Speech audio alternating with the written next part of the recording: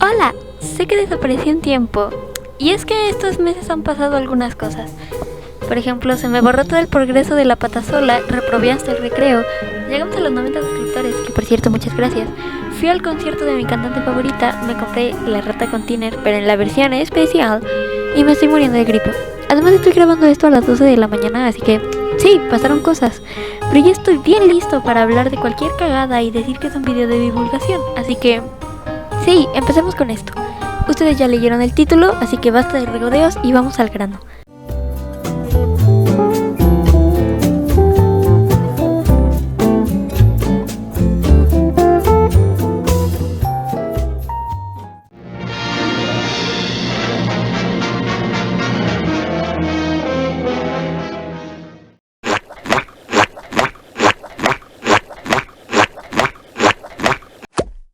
Hola, señor Jones.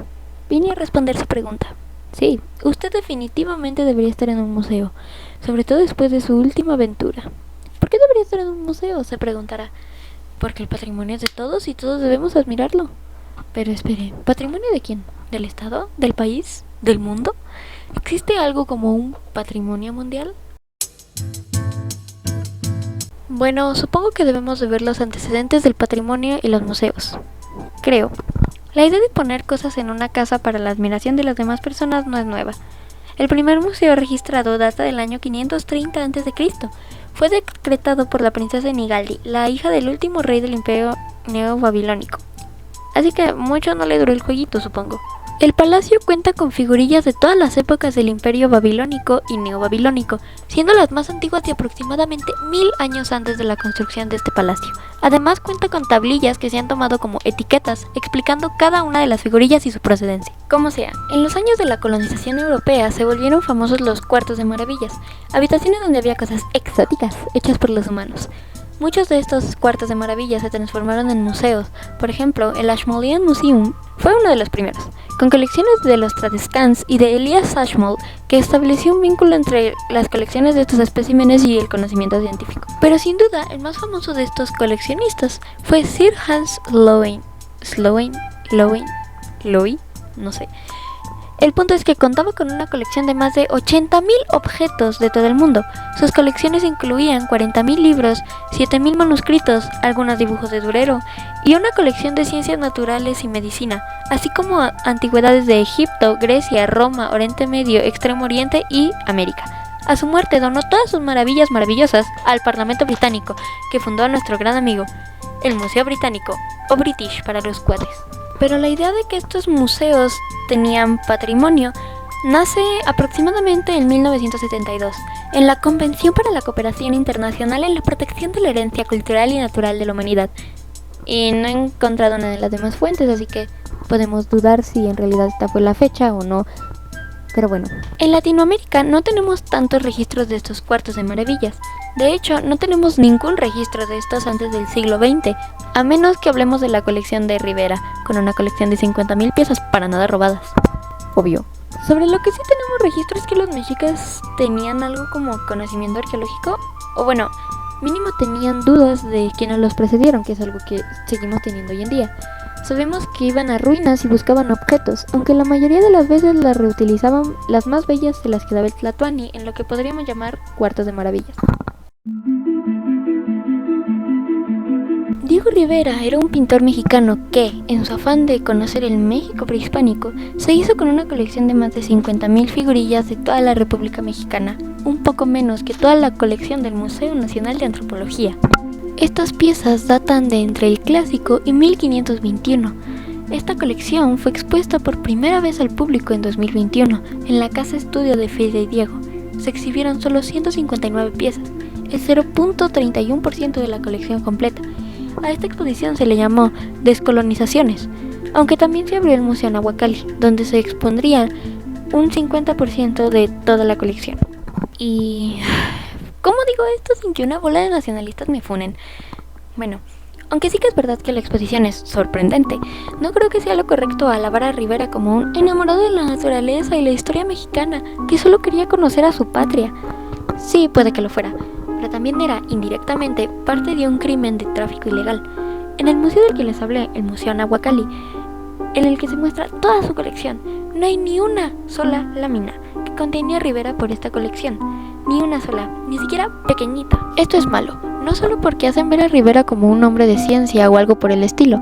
Es algo malo porque le enseña a los pocos niños que van a un museo que estas cosas no tienen consecuencias o no lo tenían antes. Y sí, probablemente Dieguito lo hiciera con buenas intenciones, pero si de verdad quería ayudar y conocer más sobre la arqueología, pudo haber donado parte de su fortuna a organizaciones o a los estudiantes de arqueología, antropología, etcétera, etcétera. Pero Dieguito no fue el único aficionado a la historia. Lorenzo Boturini fue un anticuario que se centró de sobremanera en confirmar de manera histórica la aparición de la Virgen de Guadalupe. Pero en su camino se encontró con un extraño códice. Este códice hablaba de cómo los mexicas habían caminado desde una isla mítica hasta llegar al lago de Texcoco. Posteriormente este códice se bautizó con el nombre del Códice Boturini. No fue hasta la muerte de Lorenzo que se descubrieron las láminas, que actualmente se encuentran en el Museo Nacional de Antropología. Esto me hace pensar en cuántos códices y cuántas figurillas están perdidas a manos de coleccionistas, de contrabandistas y otras personas.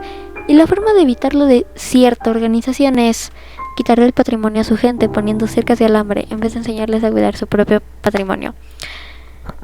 Pero en el siglo XVIII a la Pontificia Universidad de México se le ocurrió algo.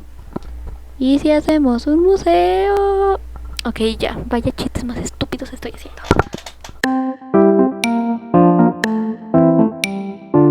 En el siglo XVIII, los documentos de la colección de Lorenzo Boturini, las esculturas de Coatlicue y la Piedra del Sol, fueron depositados en la Real y Pontificia Universidad de México. Se podría decir que fue el primer museo de México. El 25 de agosto de 1790 fue inaugurado el primer gabinete de Historia Natural de México, montado por el botánico José Longinos Martínez. Tras la independencia, México buscaba encontrar una identidad. Como lo de que eran un pueblo mestizo como que no sirvió, decidieron ir a la Real y Pontificia Universidad de México, que ahora se llamaba Pontificia Universidad de México. Ok, ya dejo de chiste que no le da risa a mi mamá, perdón. El punto es que crearon el Museo Nacional, hecho con figurillas que obviamente no tenían ninguna especie de contexto porque eran saqueadas en su mayoría, y en muchos casos los mismos arqueólogos las sacaban sin ningún registro. Pero, ¿qué te puedo decir? Un sitio arqueológico tarda. Pero de eso hablaremos en otro video. Quizá, si quiero, no sé. El punto es que en 1865, Maximiliano ordenó que se cambiara la ubicación a la calle de Moneda 13 en el centro de la ciudad. En 1910 se abrió otro museo, ya que los coleccionistas entregaban muchas piezas. Entonces se creó el Museo Nacional de Arqueología, Historia y Etnografía. Pero para 1924, la colección aumentó a 52,000 objetos, por lo que se volvió a separar el museo. En el Castillo de Chapultepec se creó el Museo Nacional de Historia, y para 1963 se creó el Museo Nacional de Antropología. Pero aunque estos museos sean casas del patrimonio nacional, ¿realmente lo son? Señoras y señores, llegó mi momento favorito: criticar.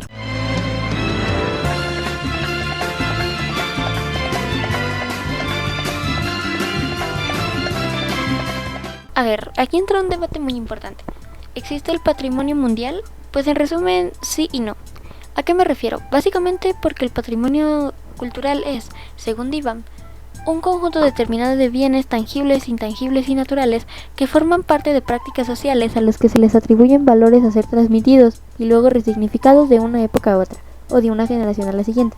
Así, un objeto se transforma en patrimonio o un bien cultural, o deja de serlo, mediante un proceso o cuando alguien afirma su nueva condición. O sea, para mí no significará lo mismo una estatua de Buda de 23, casi 24 metros que para un budista. Y para un japonés no significará lo mismo Chichén Itzá que para un maya. Que, ojo, mucho ojo. No digo que lo que hace la UNESCO está mal. Al contrario, se me hace interesante lo que hacen para preservar el patrimonio. El problema es que al llamarle patrimonio de la humanidad, sugiere que todos encontraremos un mismo significado. Que sí, el Buda está de locos, pero para mí solo será eso, una estatua. Para un budista será una imagen sagrada a la que hay que proteger. Eso nos lleva al patrimonio comunitario, que mycommunity.org explica cómo el patrimonio comunitario enaltece y celebra el patrimonio no oficial, que comprende prácticas y narrativas cotidianas, historias locales y personales, y edificios e instituciones vernáculos. Se desvía deliberadamente de las marcas oficiales y convencionales del patrimonio reunidas y respaldadas en estatutos legales y similares. Se sale de los caminos trillados para apoyar el crecimiento del patrimonio comunitario. Esto quiere decir que un patrimonio comunitario no es solo la estructura, el templo, sino también es lo que la comunidad hace con él, lo que significa para ellos. No es el lugar, sino el significado de este, el que le da la comunidad. A mí me gusta esta definición, pues deja claro que una convención de 21 señores no puede decir con certeza qué es o no patrimonio, sino la comunidad.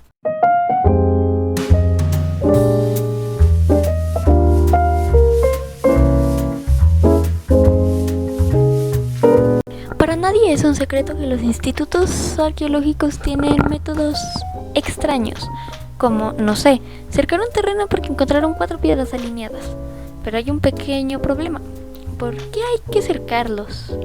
Pues porque para ellos el patrimonio está centrado en la piedra, el patrimonio tangible, que sí, es bonita, nadie lo niega, pero no por eso le quitarás el acceso a la comunidad a un terreno que es suyo y siempre lo fue. Para muchas de estas instituciones, la mayoría, hay buenos arqueólogos como en todo, la comunidad es vista como una amenaza potencial, aunque muchas veces argumenten que las restricciones son para prevenir saqueos. A menudo estas medidas solo hacen que el patrimonio se vaya desvaneciendo. Tomemos un ejemplo, no es real. En una comunidad, los habitantes usan una figurilla de 3400 años como parte de sus rituales. A esta figurilla la lavan, la cuidan y para ellos es muy importante. Como arqueólogo, no puedes llegar y acusarlos de saqueo para luego llevarte la figurilla y decir que es para cuidar el patrimonio. Ahora esta comunidad odia a los arqueólogos y con razón, pues les quitaron lo que ellos consideran suyo. Y los entiendo porque ya me jodería que alguien llegara y me quitara mi colección de ternolines y se los llevara al museo y me impidiera verlos. Aunque esto fuera un ejemplo, es lo que pasa en cientos de comunidades en la actualidad. Una vez mi madre me contó cómo fueron a una de estas comunidades afectadas y uno de los habitantes le dijo: si encuentro a aquel arqueólogo en esta misma tierra lo entierro.